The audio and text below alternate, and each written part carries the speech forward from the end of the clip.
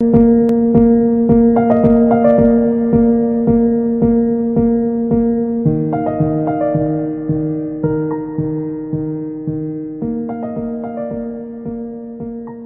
right, Bahamas, let's go to work, let's go to work, let's go to work, let's go to work. Bahamas, this is the third and last episode in our series, The Mother and the Fighter. And what we're talking about today is we got a lot of mothers out there who are prayer warriors, who are willing to fight the good fight, but they still feel like they're losing. And why do they feel like they're losing? It's simple.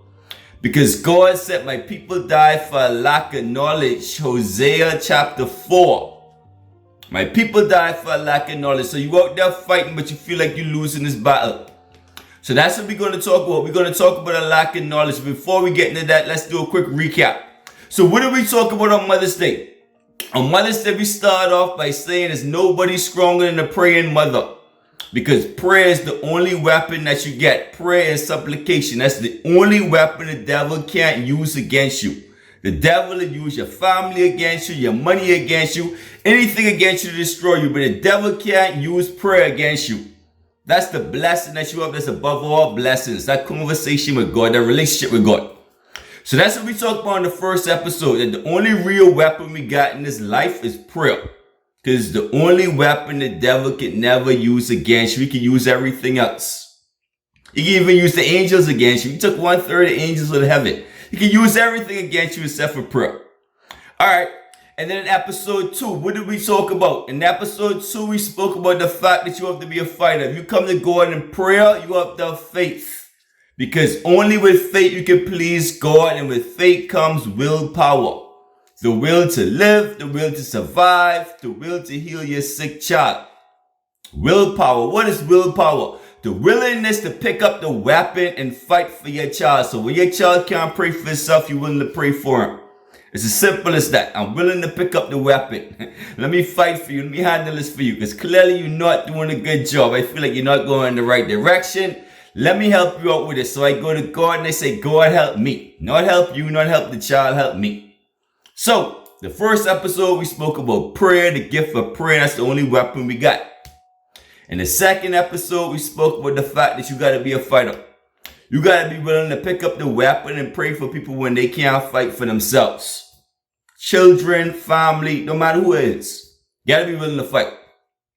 And to do that, you have that willpower. Where God, your will be done. You come to God with conviction. Knowing that your will and God's will are aligned, and this is what can happen by hook or by crook. It gotta happen.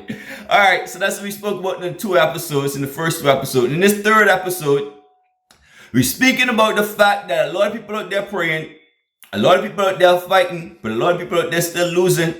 You still have a lot of lives that are being lost, a lot of heartbreak, a lot of faith that's being lost. So we're talking about the fact that you could be praying, you could be fighting, but you could still be losing. And why? Because when we look at the Pharisees used to pray 3 times a day, only to realize that they were really fighting against God. Imagine that, Bahamas. You praying 3 times a day, only to realize at the end of the day, on judgment day, you kill God. My gosh, that's the worst feeling ever. Anyway, but that's what's going on. People die for a lack of knowledge. And let me give you an example of this. Example of this is this simple. Let's say you have a child and the child ain't working. So you praying every day the child find a job, but really the child out there robbing and stealing, so the child got a job. See, that's what you don't know. You think he ain't got a job. He got a job. He waking up 2 o'clock in the afternoon looking at who he can rob. So he got a job unbeknownst to you. You praying that he get a job. And the problem is, it don't matter where you work. It ain't no job that can remove the demon of rebelliousness. Come on, he already got a job. He robbing and stealing. He working for Satan. Or you got cancer. And the problem is, every time you pray, the demon of fear bringing this cancer back. So you praying that the cancer go, but the demon of fear bring it right back. So you keep on going into remission. So you pray the cancer go because you think you're fighting cancer, but the demon of fear bring it right back because you're so scared. So really it's a demon of fear you fight. It ain't got nothing to do with the cancer. What did Job say? Job said, the thing I wish I fear most, The thing which I fear most has come upon me. He was fighting the demon of fear. And that's the problem, Bahamas. So my people die for lack of knowledge. Let's go to work. So what we're going to do today, let me tell you what we're going to do today. And make this one quick. We can read a lot today. We can read the Bible a lot today so that I don't talk too much. That's what my wife told me. She said if you read the Bible more, you would talk less. It's all right. So we can read a lot today. We're going to read Hosea and we can understand Hosea chapter 4 that talks about my people die for a lack of knowledge. We can jump into that. We can educate ourselves. And then I got a story for y'all. We can look at the story. We can look at 3 teachers that help us to understand how to deal with this lack of knowledge. Let's go to work, Bahamas. God, pray that the words of our mouths and the meditation of our hearts may always be acceptable in thy sight, O Lord, our strength and redeemer. In Jesus Christ's name we pray, amen. Let's go to work, Bahamas. I ain't got much time. I'm going to make this one quick. And we jumping into Hosea. I'm in Hosea chapter 4, verses 1 to 7, because we want to understand verse 6. Which says, my people die for a lack of knowledge. But we got to get to that. We got to work our way to that. So listen to this now. First 7 verses. We can break this down. And first of all, let me tell you about Hosea. So Hosea is deep. Hosea is a prophet. And Hosea is a prophet that God sent to the nations. But here's the thing. And it's the weirdest thing. God made Hosea marry a prostitute or a harlot. And the reason why he did this is because he said, Hosea, I want you to understand. I want you to feel that I'm going through because Israel has played the harlot. So I feel like I'm married to a harlot. And Israel is cheating on me with demons, with these false gods. So I'm going to let you marry a harlot so that you can feel what I'm going through with all these extramarital affairs. That's how deep. So this one deep. So Hosea was deep. So when he was going to Israel and really preaching and teaching, and now he's feeling it from the heart because what he was going through. So listen to this now. And this is Hosea talking. The prophet sent to talk to the nations. And listen to what he said and see if this look anything like the Bahamas. See if they have anything in common. So we start now verse 1. Hear the word of the Lord. This is what Hosea said now. Ye children of Israel. So ye children of the Bahamas. Hear the word of the Lord. For the Lord hath controversy with the inhabitants of this land, because there is no truth, nor mercy, nor knowledge of God in this land. So what's the important part here? No knowledge of God. The problem is, if you look at the Bahamas, we are a very spiritual nation, but we don't have the relationship with Christ. That's the problem. We're very spiritual. We know of God. We definitely scared of God. To a certain degree, we're very, very afraid of God. But in terms of that relationship, to love God enough to fear Him, to fear God enough not to be corrupt, but buddy, that's a problem. And then going on to verse 2. By swearing, by lying, by killing and stealing and committing adultery, they break out and blood touches blood. So what does it mean by blood touches blood? This is the Bahamas. What it's saying is you have bloodshed and more bloodshed. Every time you open up the newspaper, blood touches blood by killing, by stealing. So what Hosea is saying is, because blood touches blood, the only thing you see is more bloodshed. There's no peace. People wonder where the Prince of Peace is. And then he continues. So more in the battle of flesh and blood. He goes on in chapter 3 and verse 3. It says, therefore the land mourns, and everyone that dwelleth therein shall languish. Languish means to be weak or to grow poorer. So everyone is growing poorer. The beasts of the field and the fowls of the heaven, yea, the fish of the sea are also taken away. So what he's saying here is we are languishing. He's saying the wealth of a nation, the wealth of the nation that's supposed to be God is disappearing from us. At one point, the glory of the wealth of the Bahamas is the fact that we're a Christian nation. But now we're languishing and we're growing poorer. And then he says, and it strikes so true to home, Hosea says, even the fish of the sea are taken from you. And that's what we see. Foreigners eat more seafood than us. Either we selling it off to them or it's through poaching. And that's terrible, Bahamas. So what he is he's indicting the Bahamas, or he's indicting Israel. And he's calling them out, letting them know what their fault is. He's trying to educate them or help them to be knowledgeable of what's going on and why they're praying so much and yet they're still not getting ahead because it's a corrupt system. Yet let no man strive nor reprove another. For thy people are as they that strive with the priests. Therefore shalt thou fall in the day, and the prophet shall fall with thee in the night, and I will destroy thy mother. So what's the important part here? So first of all, God is saying, let no man go ahead. And what did he say? In strife or reprove another. So what he's saying is we all guilty. We all in sin. We all in need of a savior simply because we've all bought into the corrupt system. Everybody out there hustling Bahamas. Everybody, even me. Listen to me, Bahamas. I can see you right now. When I go through customs, I can be honest with you. You come from Miami, you go through customs, but they get $500 exemption. Everything in my bag worth $500. Everything in my bag worth $500. Like, yeah, I like Bahamas. Because I think it's so stupid. It's so stupid that in this day and age, people digging up in your underclothes. Bahamas. I live in the United States for decades. Never once has a customs officer ever dig up in my clothes talking about they looking to see what I spend. That don't make no sense, Bahamas. At what point we can stop treating ourselves as third-class citizens? For this little bit of money, you got the government taking away your dignities. They put on some gloves. They dig through all your dirty clothes. They dig through all your underclothes. They look at the shoes you're wearing and say, buddy, they new shoes. You just buy them. Come on, Bahamas. It's a mess. So I can tell you the truth. When I go through customs, what I say? Boss, everything inside is $500. Just stop my passport. Let me go with my business. So Bahamas, we've all bought into that corrupt system. So let me read what it says again. It says, therefore thou shalt fall by day and the prophet shall fall by night. So what it's saying is basically you got us out there, like me, we out there thieving during the day. And then you get the priests out there, they out there thieving during the night. So what I do, basically everybody is doing what the priests do, everything is a secret. But we all corrupt. Nobody is blameless. So God is saying nobody should look at another person and reprove them. No one should strive with them. Because we all are not blameless. All of us are falling short of the glory of God. Alright, so even though I come on the TV with my big head, my big mouth talking, it's part of that too. That's why I can keep on praying, Bahamas. And then it goes on to verse 6. And my people are destroyed for lack of knowledge. And this is what I was really trying to get to. But first I had to let you know how God felt about all this. I had to segue into this. So God says, my people are destroyed for lack of knowledge, because thou hast rejected knowledge.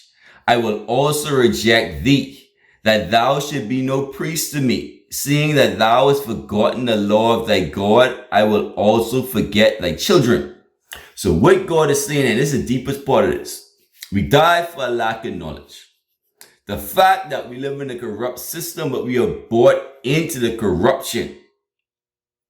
The fact that we die for a lack of knowledge, and the perfect example of this is we sacrifice our children. When we look at the corruption in this country, in the Bahamas, it's the children who are suffering. Where you think the highest unemployment is amongst the youth, amongst the children, those coming out of college, the 20-something-year-olds can't find jobs. Who you think ain't got nothing in this Bahamas? They don't own land unless they might give it to them. They don't own a house. Somebody gotta give that to them. They ain't got nothing. They struggling because of this corrupt system. They can't find jobs. They can't find opportunities because we taking the food out of their very mouth. So what God is saying is because of the corruption, I have forgotten your children. And it isn't that God is saying that he doesn't love the children. What he's saying is a generational curse, and he only can abide by his law. So the sins of the father are putting the children's teeth on edge, and it's up to the children now to get God to remember them. It's up to the children now. That's why God said, or the youth or the children or the babes shall truth prevail. So here it is. You have God saying, this is the deepest verse of this. My people are destroyed for a lack of knowledge. Because thou hast rejected knowledge, I will reject thee, that thou should be no priest to me. Seeing that thou hast forgotten the law of thy God, I will also forget thy children. And that is why you could be a fighting mother, a praying mother. You don't understand why your child still fell to the sword. Because of a lack of knowledge, that we're in a corrupt system. And we fighting against evils and principalities that we have no idea that we fight. No, our children fighting. And then the last verse. As they were increased, so they sinned against me. Therefore will I change their glory to shame. And by changing our glory to shame, Bahamas, It's the fact that we were a Christian nation, or we were known as a Christian nation. Now we're on all these black lists and known as one of the most corrupt countries in the world. Think about it, Bahamas. It's a reason why you have the 9 gods of the world who could operate here with impunity for decades. What brought him here? What did God say? Demons are going to travel over dry lands, seeking a home. It's a reason why 9 God was here with impunity. It's a reason why both the PLP, the F, and all your leaders was taking money from him and going to his parties. That's the level of corruption we're talking about. It's the reason why the FX dude chose to come here. Come on. He had billions of dollars. He could have gone anywhere in the world. That FX dude could have gone anywhere in the world, but he chose the Bahamas. Why did the demons tell him to come here? There's a reason for that. And what I'm trying to tell you is, when it says, and I read the last verse for you again, as they increased, so they sinned against me. Therefore, I changed their glory to shame. Bahamas, you got to look at this nation and see where we headed. Think about it like this. China, less than 7% of the billions of people in China worship Christ. Yet they won't be here. What they won't be here for? If this is a Christian nation, now hold on now. All right, so let me segue into this first before y'all take this into context. Understand this. If you're a visitor and you want to spend money here, you're welcome to come. We have no problem with that. But we got a problem when you trying to own us. You can visit our country, you can't own our country. So when I talk about China coming here, I'm talking about them owning the tourism industry. I'm talking about them building these big embassies. Them in the United States. Get to the United States in a minute. But that's what I'm talking about. So I'm talking about them wanting to own us. And the point of the matter is, they 7% Christians over there in China. Why the heck they won't come here? Why they planting their seeds here? Why they won't be here so bad to be a Christian nation? They should feel out of place, but they don't feel out of place. There's a reason for that, Bahamas. It's a reason why Peter Nygaard didn't feel out of place. It's a reason why the FX dude didn't feel out of place. It's a level of corruption in this place. Come on. Look at the United States. What it is they building up there? And what you call it? In downtown. Let me tell you something, Bahamas. We could be the first Caribbean country with nuclear bombs. Let me tell you why. Because we don't know what going inside that building. I promise you we can be the first one. We can be the only Caribbean island with nuclear bombs. We don't even know they got nuclear bombs. I'm telling you, we don't know what going into the American embassy. Y'all know what going in that big building. Nobody knows. But guess what? They worship the Baphomet over there in the United States. That's who they worship. Why they won't be in the Bahamas so bad if we're a Christian nation? It speaks to the level of corruption. It speaks to the fact that if you're a Christian and yet you being plagued demonically and you being attacked demonically, then it's open doors. And it's that corruption, it's that lack of knowledge, it's that lack of understanding, it's that lack of God. And that is the reason why we open up our country to all these foreign entities, not visiting us but owning us. So they got a problem with the Bahamas. They don't tell lies, they tell you the truth. All right, so let's go to work. So we broke it down. So what we understand is we got a lot of fighters out there. We got a lot of prayer warriors out there. The problem is we fight against things which we know not. We fighting against things that we don't understand. So we dying in this battle. We dying in this spiritual warfare because we died for a lack of knowledge. All right, let's go to work. Here's the story for y'all. I can make this one quick because I've been doing a lot of talking. And we in John chapter 1. Listen to this story. There's 3 teachings from this story I want you to get. So we can break this down for all the mothers so I can go on to a new series. And we're at verse 1. We got 11 verses to go.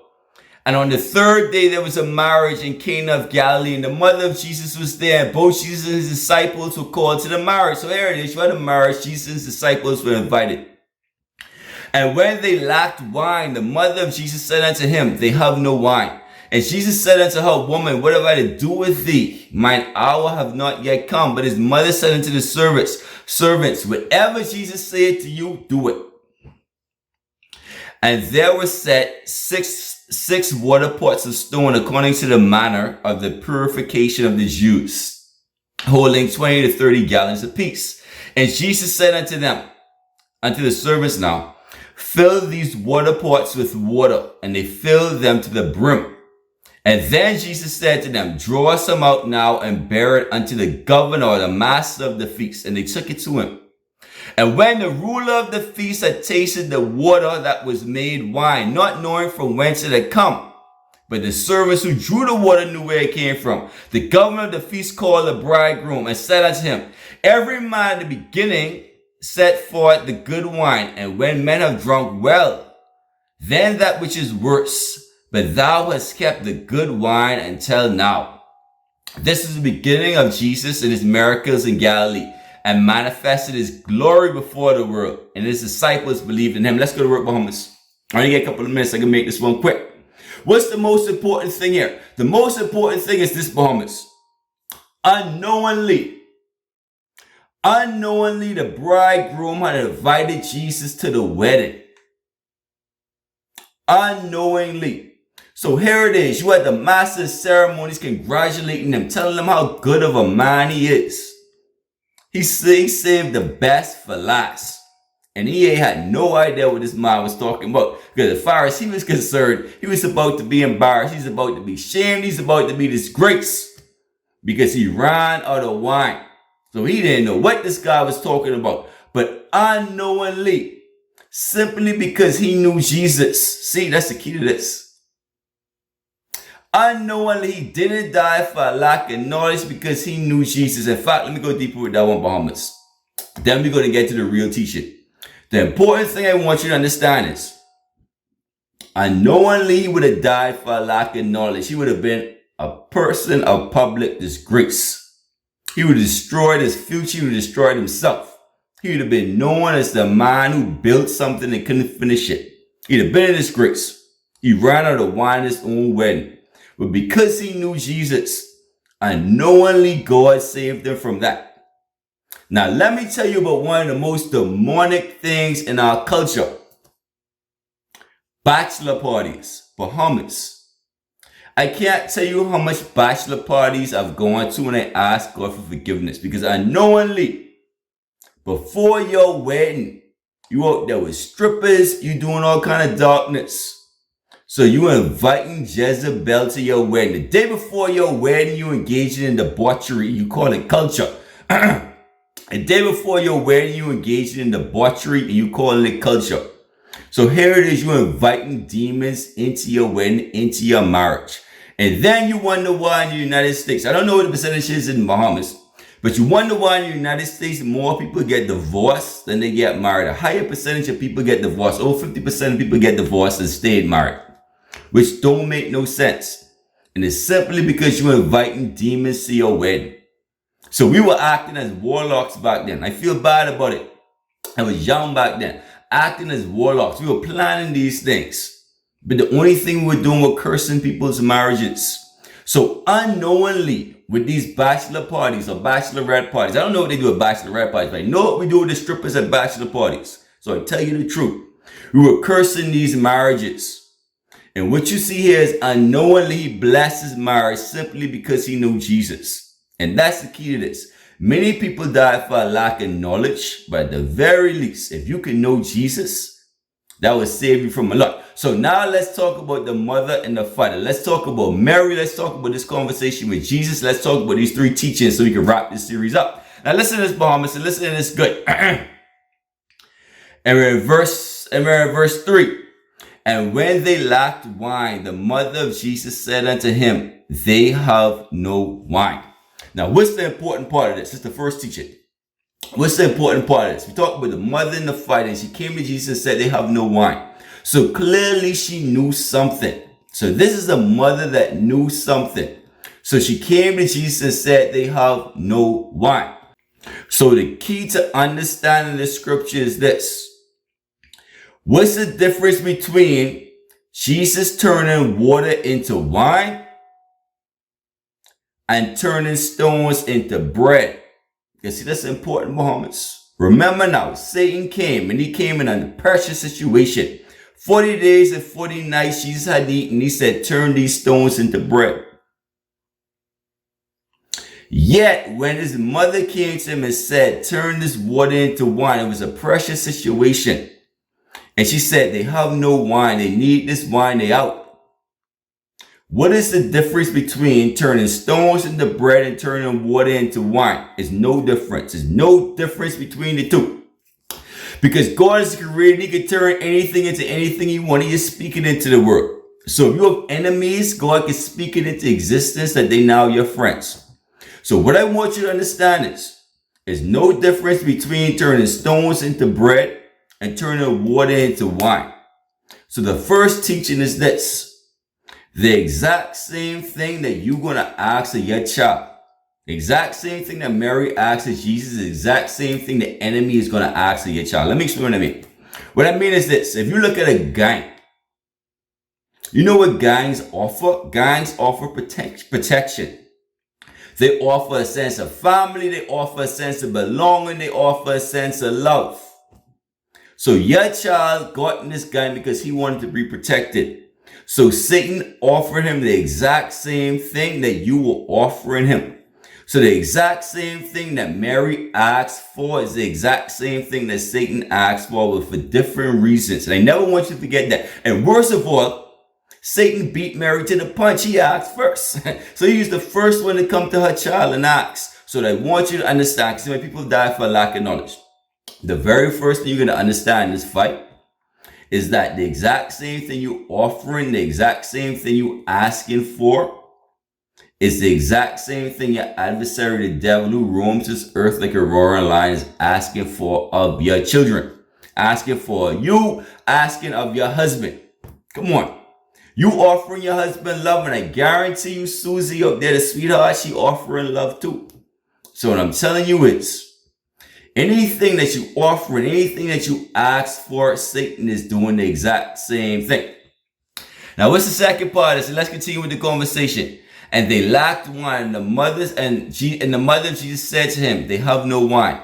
And Jesus said to her, woman, what have I to do with thee? My hour has not yet come. So what Jesus is saying is, it's not time yet. So what's the second important thing, or the second important teaching? The second important teaching is this. It was only 3 individuals who knew who Jesus was on earth. It was the parents, Mary and Joseph, because God revealed himself to them. And then it was Satan. Satan knew who Jesus was. So what I'm trying to tell you is, just like your children, you know your children. Ain't nobody else know your children better than you. But the next person who know your Satan just as well, but the next person who know your children just as well as you is Satan. And that's why when you see a mother go on TV talking and she crying, she's saying they killed my good child. And then there's somebody else saying, yeah, but that child was out there killing other people. It's because you know your child and Satan know your child. But who is it that he has loyalty to? Who is it that your child was loyal to? So it goes back to number 1. Where the same thing you ask of your child, Satan is going to ask it of your child. Turn this water into wine, turn these stones into bread. And then on top of that, you think you know your child, but Satan knows your child just as well as you. So when you're on TV crying, it's because you knew your child, but Satan or your adversary, the devil, also knew him. So clearly you didn't know what was going on. And that was the third thing. And listen to the conversation. Jesus said unto her, woman, what have I to do with thee? My hour has not yet come. Which means that Jesus knew that she knew. So he was basically telling his mother, it's not my time yet to reveal my glory to the world. And then his mother said unto the servants, whatsoever he saith unto you, do it. So what was she saying? What she was saying is, I put it in God's hands. And that's what I'm trying to tell you. What I'm trying to tell you is, my people die for a lack of knowledge. You praying, you fighting, but there ain't nothing happening. So at some point, you need to have an understanding of what you're fighting against. What is it that this child into? Let this child pray me so I can understand what I need to pray for. It ain't for the material things of this world. Oh, you find a good job, or you find a good wife. No, you gotta find Christ. So I get this child to pray at me, I get his husband to pray at me, I get someone to pray at me. And then I go ahead and in faith leave it in the hands of Allah. That's what Mary did. She just left it in God's hands. What did she do? She went to the service. She didn't argue. She didn't fight with Jesus. She left it to the service and went to them and said, whatever he tell you to do it, and now I'll call over. So God bless you. Bless us, God, protect us. Help us always to look to God, the Heavenly Father, not only with faith, not only with hope, not only with love, the Heavenly Father, but for wisdom. The wisdom to know God, to trust in him, and to know him. We can't do anything else but to leave it in his hands. In Jesus Christ's name we pray. Amen.